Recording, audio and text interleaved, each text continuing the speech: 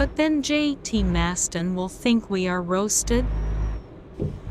"What astonishes me," said Barbicane, "is that we have not been. That was a danger we had not provided for."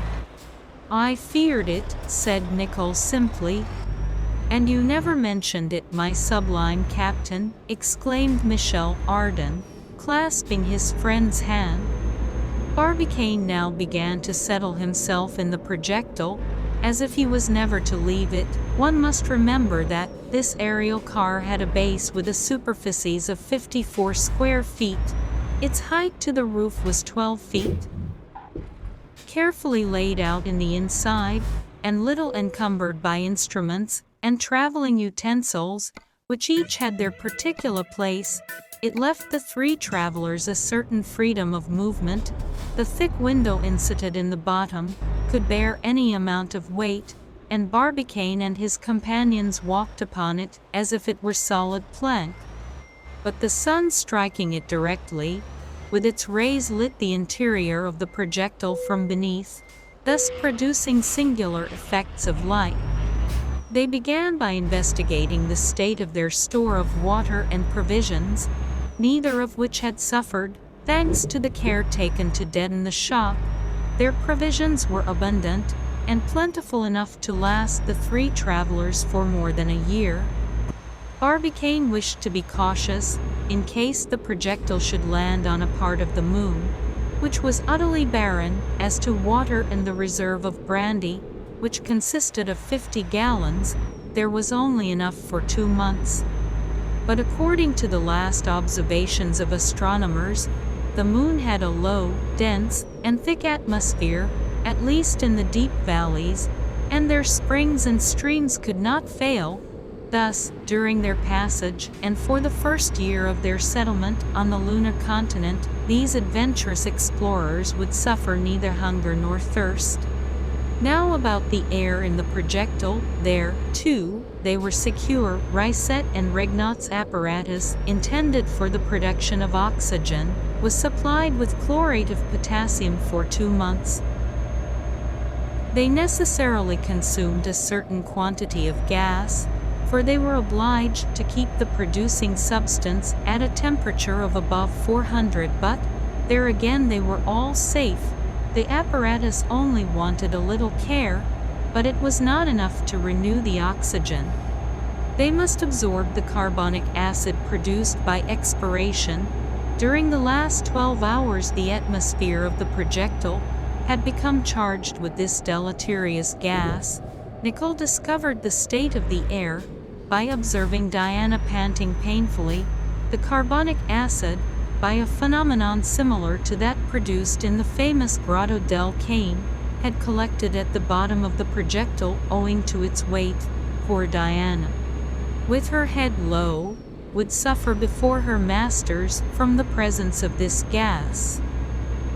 But Captain Nicholl hastened to remedy this state of things by placing on the floor several receivers containing caustic potash, which he shook about for a time, and this substance, greedy of carbonic acid, soon completely absorbed it, thus purifying the air. An inventory of instruments was then begun. The thermometers and barometers had resisted all but one minimum thermometer, the glass of which was broken. An excellent aneroid was drawn from the wadded box, which contained it, and hung on the wall. Of course, it was only affected by, and marked the pressure of the air inside the projectile, but it also showed the quantity of moisture which it contained. At that moment its needle oscillated between 25.24 and 25.08. It was fine weather. Barbicane had also brought several compasses, which he found intact. One must understand that under present conditions their needles were acting wildly, that is, without any constant direction. Indeed, at the distance they were from the Earth, the magnetic pole could have no perceptible action upon the apparatus. But the box placed on the lunar disk might perhaps exhibit some strange phenomena. In any case it would be interesting to see. whether the Earth's satellite submitted like herself to its magnetic influence. A hypsometer to measure the height of the lunar mountains, a sextant to take the height of the sun, glasses which would be useful as they neared the moon. All these instruments were carefully looked over and pronounced good in spite of the violent shock. As to the pickaxes and different tools, which were Nicole's especial choice, as to the sacks of different kinds of grain and shrubs, which Michel Ardan hoped to transplant into selenite ground, they were stowed away in the upper part of the projectile. There was a sort of granary there, loaded with things, which the extravagant Frenchman had heaped up. What they were no one knew. And the good-tempered fellow did not explain. Now and then he climbed up by cramp irons riveted to the walls, but kept the inspection to himself. He arranged and rearranged. He plunged his hand rapidly into certain mysterious boxes, singing in one of the falsest of voices an old French refrain to enliven the situation. Barbicane observed with some interest that his guns and other arms had not been damaged. These were important, because, heavily loaded, they were to help lessen the fall of the projectile when drawn by the lunar attraction, after having passed the point of neutral attraction onto the moon's surface. A fall which ought to be 6 times less rapid than it would have been on the Earth's surface, thanks to the difference of bulk. The inspection ended with general satisfaction, when each returned to watch space through the side windows and the lower glass coverlid. There was the same view. The whole extent of the celestial sphere swarmed with stars and constellations of wonderful purity, enough to drive an astronomer out of his mind. On one side the sun, like the mouth of a lighted oven, a dazzling disk without a halo, standing out on the dark background of the sky. On the other, the moon returning its fire by reflection, and apparently motionless in the midst of the starry world, then a large spot seemingly nailed to the firmament, bordered by a silvery cord. It was the earth, here and there nebulous masses, like large flakes of starry snow, and from the zenith to the nadir, an immense ring formed by an impalpable dust of stars, the Milky Way, in the midst of which the sun ranks only as a star of the 4th magnitude. The observers could not take their eyes from this novel spectacle, of which no description could give an adequate idea. What reflections it suggested, what emotions hitherto unknown awoke in their souls.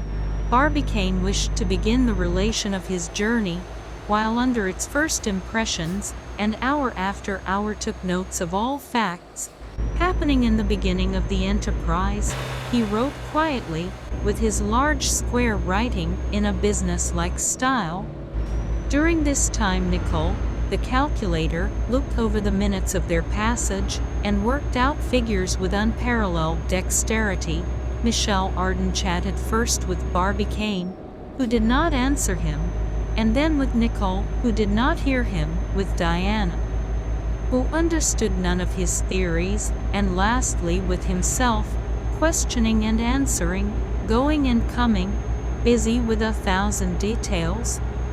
At one time bent over the lower glass, at another roosting in the heights of the projectile, and always singing in this microcosm.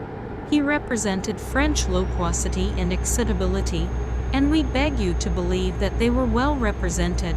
The day, or rather, for the expression is not correct, the lapse of 12 hours, which forms a day upon the earth, closed with a plentiful supper carefully prepared. No accident of any nature had yet happened to shake the travelers' confidence. So, full of hope, already sure of success, they slept peacefully, while the projectile under an uniformly decreasing speed was crossing the sky. Chapter 4 A. Little algebra. The night passed without incident. The word night, however, is scarcely applicable. The position of the projectile with regard to the sun did not change astronomically. It was daylight on the lower part and night on the upper. So when during this narrative these words are used, they represent the lapse of time between rising and setting of the sun upon the earth. The traveler's sleep was rendered more peaceful by the projectile's excessive speed, for it seemed absolutely motionless. Not a motion betrayed its onward course through space.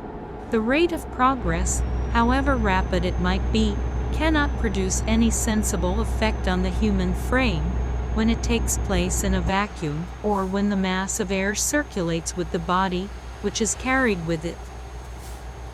What inhabitant of the earth perceives its speed, which, however, is at the rate of 68,000 miles per hour? Motion under such conditions is felt no more than repose. And when a body is in repose, it will remain so as long as no strange force displaces it. If moving, it will not stop unless an obstacle comes in its way. This indifference to motion or repose is called inertia. Barbicane and his companions might have believed themselves perfectly stationary, being shut up in the projectile. Indeed, the effect would have been the same if they had been on the outside of it, had it not been for the moon, which was increasing above them. They might have sworn that they were floating in complete stagnation. That morning, the 3rd of December, the travelers were awakened by a joyous but unexpected noise. It was the crowing of a cock, which sounded through the car. Michel Ardan, who was the first on his feet, climbed to the top of the projectile, and shutting a box, the lid of which was partly open, said in a low voice, "Will you hold your tongue? That creature will spoil my design." But Nicole and Barbicane were awake. "A cock," said Nicole. "Why no, my friends," Michel answered quickly.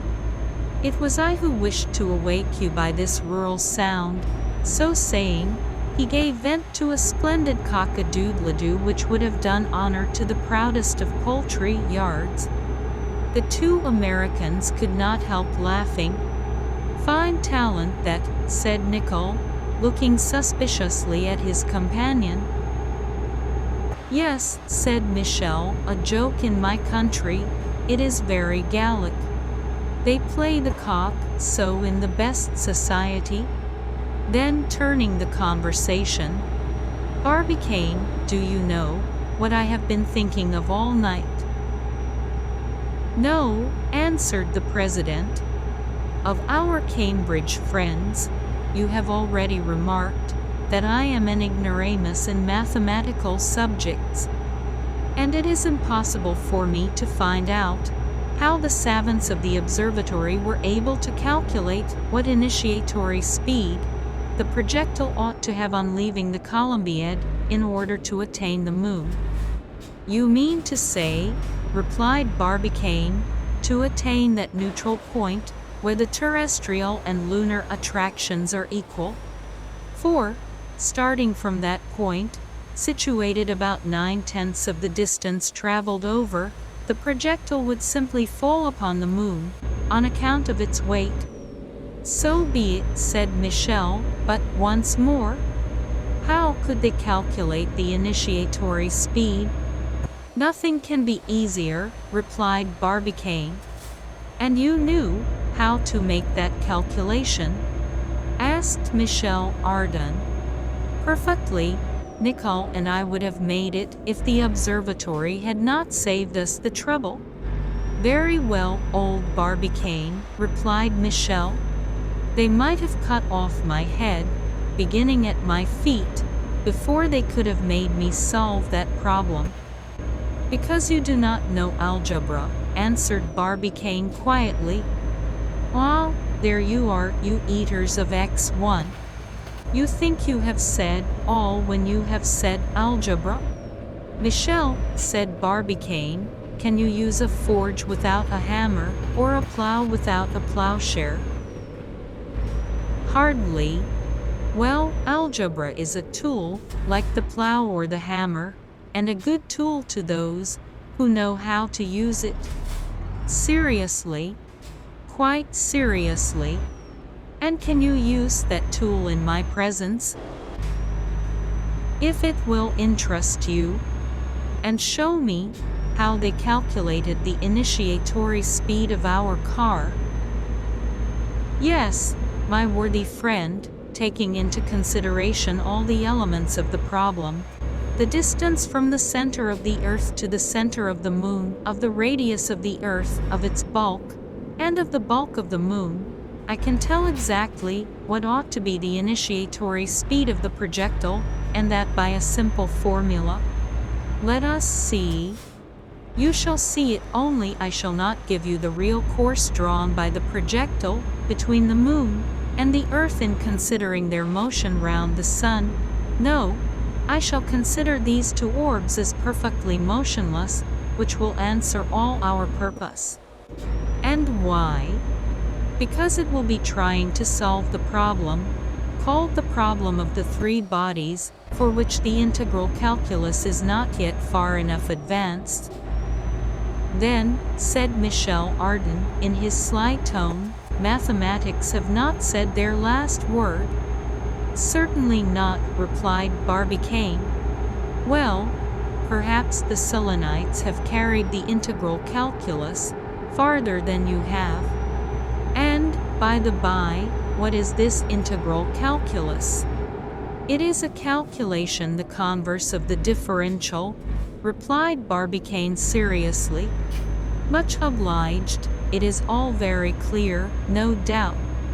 And now, continued Barbicane, a slip of paper and a bit of pencil, and before a half hour is over, I will have found the required formula. Half an hour had not elapsed before Barbicane, raising his head, showed Michel Ardan a page covered with algebraical signs, in which the general formula for the solution was contained. Well, and does Nicole understand what that means?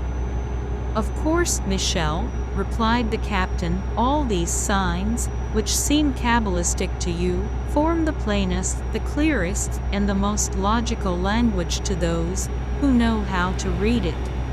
And you pretend, Nicole asked Michel, that by means of these hieroglyphics, more incomprehensible than the Egyptian ibis, you can find what initiatory speed it was necessary to give the projectile?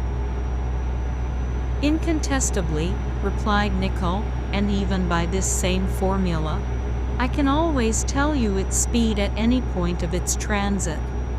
On your word? On my word? Then you are as cunning as our president? No, Michel, the difficult part is what Barbicane has done. That is, to get an equation, which shall satisfy all the conditions of the problem. The remainder is only a question of arithmetic, requiring merely the knowledge of the four rules. That is something, replied Michel Ardan, who for his life could not do addition right, and who defined the rule as a Chinese puzzle, which allowed one to obtain all sorts of totals. The expression v0, which you see in that equation, is the speed which the projectile will have on leaving the atmosphere.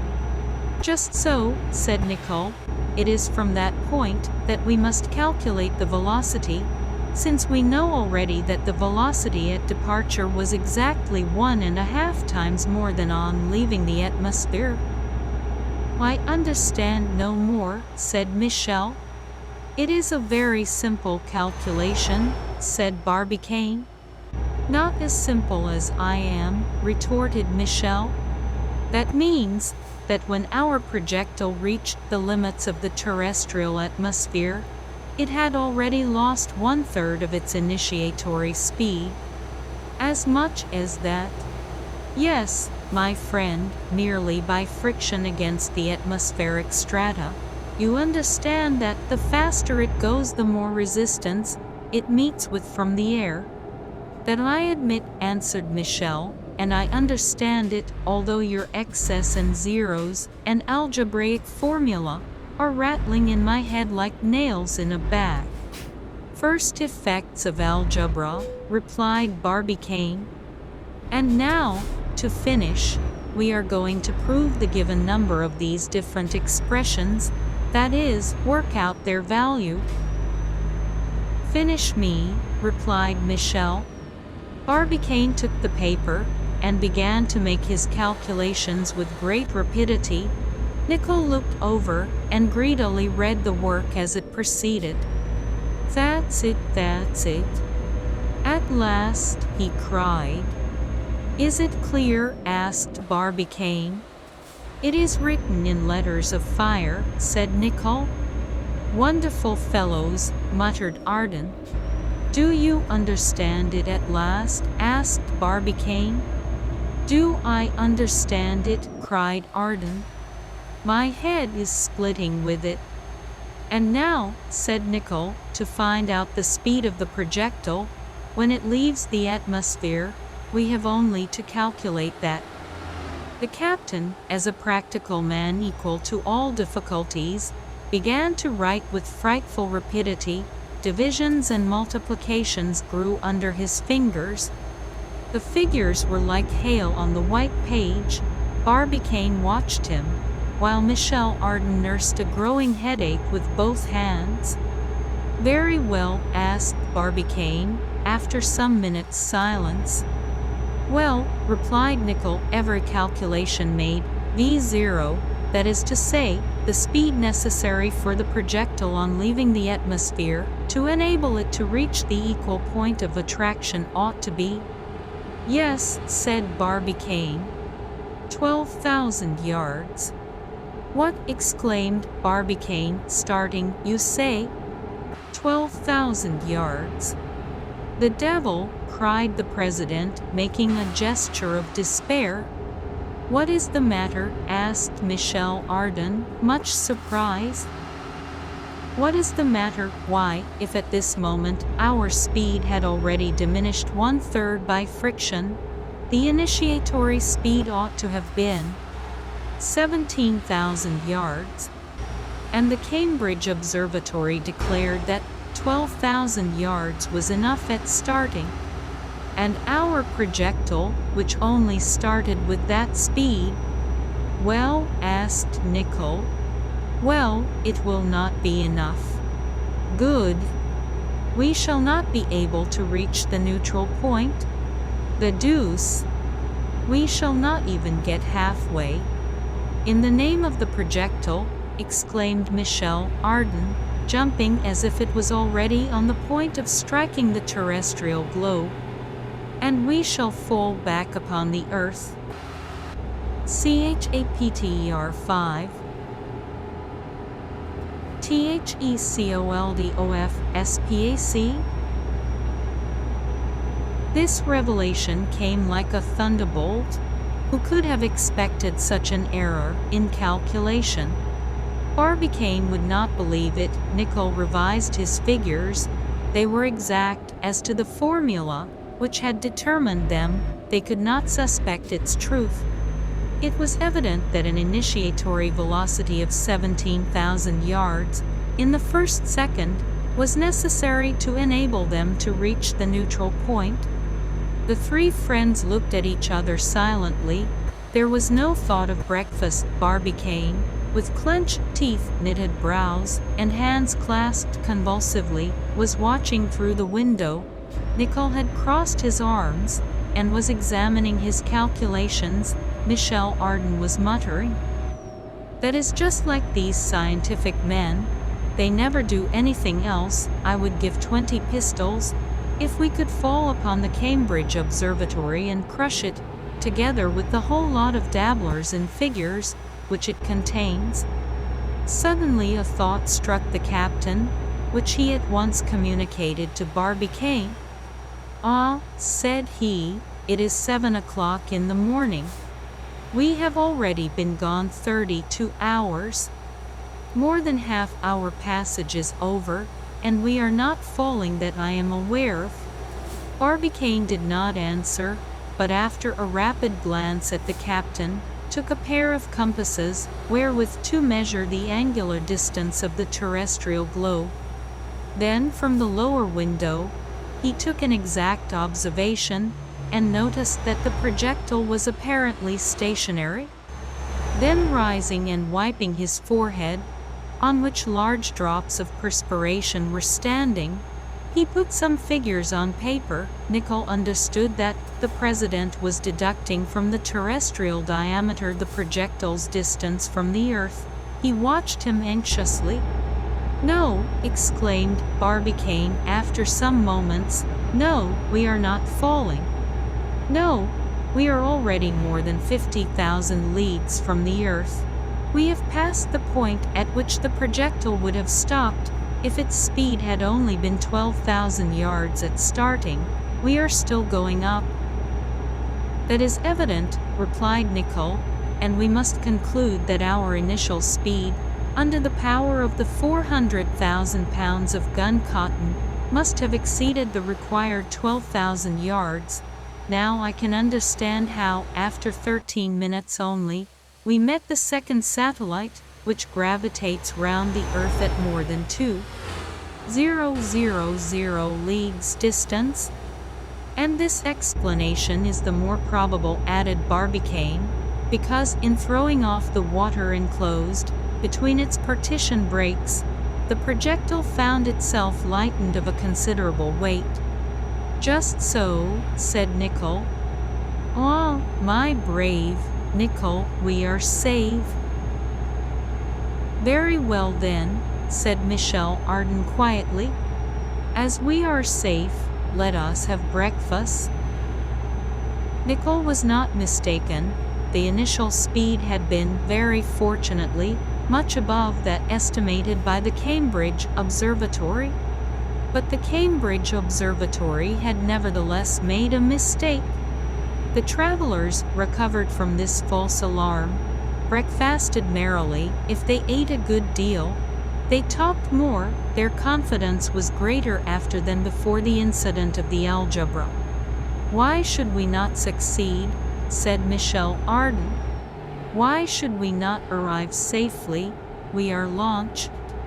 We have no obstacle before us, no stones in the way.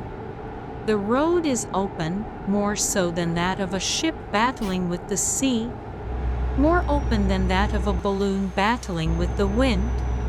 And if a ship can reach its destination, a balloon go where it pleases, why cannot our projectile attain its end and aim?" "It will attain it," said Barbicane. "If only to do honor to the Americans," added Michel Ardan, "the only people who could bring such an enterprise to a happy termination, and the only one which could produce a president." Barbicane: "Ah, now we are no longer uneasy. I begin to think, what will become of us? We shall get right royally weary." Barbicane and Nicholl made a gesture of denial. "But I have provided for the contingency, my friends," replied Michel. "You have only to speak, and I have chess, draughts, cards, and dominoes at your disposal. Nothing is wanting but a billiard table." "What!" exclaimed Barbicane, "you brought away such trifles?" "Certainly," replied Michel, "and not only to distract ourselves, but also with the laudable intention of endowing the Selenite smoking divans with them." "My friend," said Barbicane, "if the moon is inhabited, its inhabitants must have appeared some thousands of years before those of the earth, for we cannot doubt that their star is much older than ours. If then these Selenites have existed there hundreds of thousands of years, and if their brain is of the same organization of the human brain, they have already invented all that we have invented, and even what we may invent in future ages. They have nothing to learn from us, and we have everything to learn from them." "What!" said Michel, "you believe that they have artists like Phidias, Michael Angelo, or Raphael?" "Yes. Poets like Homer, Virgil, Milton, Lamartine, and Hugo. I am sure of it. Philosophers like Plato, Aristotle, Descartes, Kant. I have no doubt of it. Scientific men like Archimedes, Euclid, Pascal, Newton. I could swear it. Comic writers like Arnold, and photographers like Nadar. Certain. Then, friend Barbicane, if they are as strong as we are, and even stronger these Selenites have they not tried to communicate with the Earth? Why have they not launched a lunar projectile to our terrestrial regions? Who told you that they have never done so? Said Barbicane seriously. Indeed, added Nicole, it would be easier for them than for us, for two reasons. First, because the attraction on the moon's surface is 6 times less than on that of the Earth, which would allow a projectile to rise more easily. Secondly, because it would be enough to send such a projectile only at 8,000 leagues instead of 80,000, which would require the force of projection to be 10 times less strong. Then, continued Michel, I repeat it, why have they not done it? And I repeat, said Barbicane, who told you that they have not done it? When? Thousands of years before man appeared on Earth. And the projectile, where is the projectile? I demand to see the projectile. My friend, replied Barbicane, the sea covers 5/6 of our globe. From that we may draw 5 good reasons for supposing that the lunar projectile, if ever launched, is now at the bottom of the Atlantic or the Pacific, unless it sped into some crevice at that period, when the crust of the Earth was not yet hardened. Old Barbicane, said Michel, you have an answer for everything, and I bow before your wisdom, but there is one hypothesis that would suit me better than all the others, which is the Selenites, being older than we, are wiser and have not invented gunpowder. At this moment Diana joined in the conversation. By a sonorous barking, she was asking for her breakfast. Ah, said Michel Ardan, in our discussion, we have forgotten Diana and Satellite. Immediately a good-sized pie was given to the dog, which devoured it hungrily. Do you see, Barbicane, said Michel, we should have made a second nose arc of this projectile and borne with us to the moon a couple of every kind of domestic animal. I dare say, but room would have failed us. Oh, said Michel, we might have squeezed a little.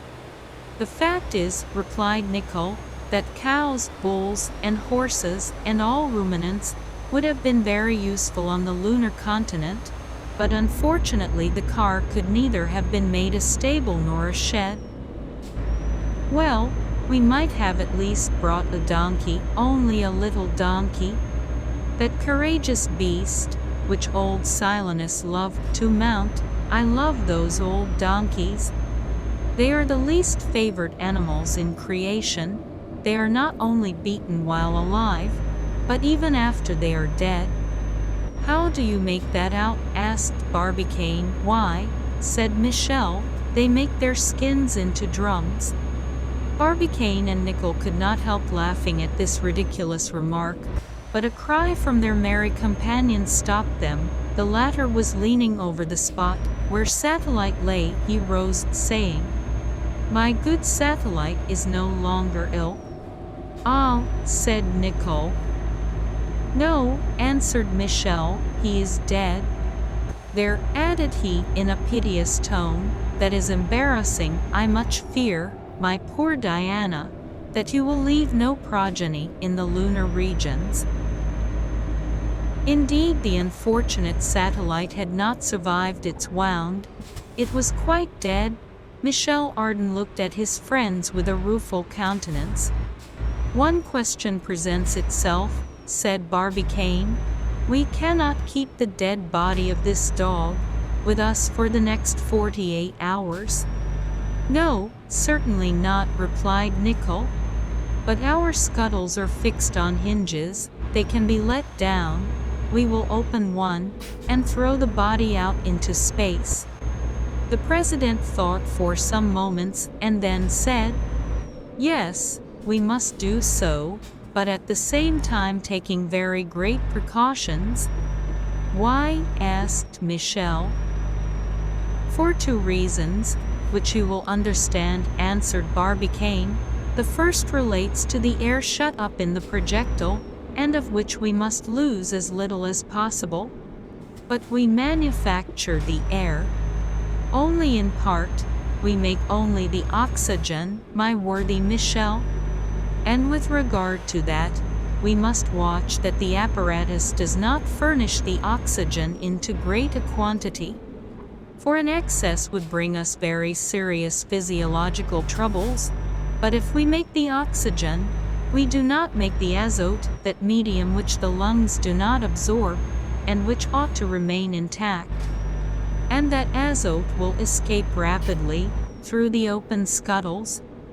Oh, the time for throwing out poor satellite, said Michel. Agreed, but we must act quickly.